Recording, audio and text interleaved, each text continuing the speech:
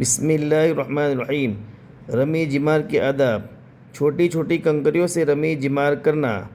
چھوٹی چھوٹی کنکریوں سے رمی جمار کرنا۔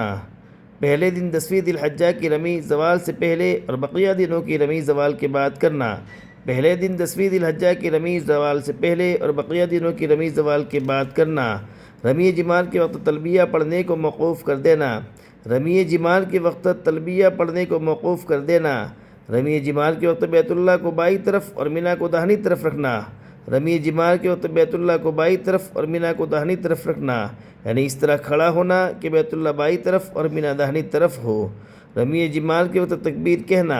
رمی جمار کے وقت تکبیر کہنا۔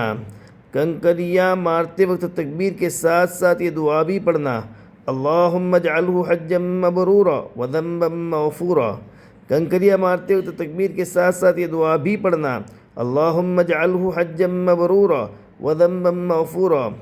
حلال ہونے پر خوشبو لگانا۔ حلال ہونے پر خوشبو لگانا۔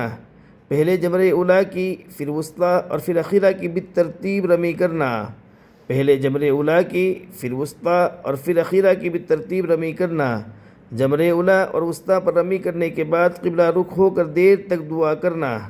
جمرہ اولیٰ اور وسطیٰ پر رمی کرنے کے بعد قبلہ رخ ہو کر دیر تک دعا کرنا، اور اخیرہ کی رمی کرنے کے بعد دعا نہیں ہے۔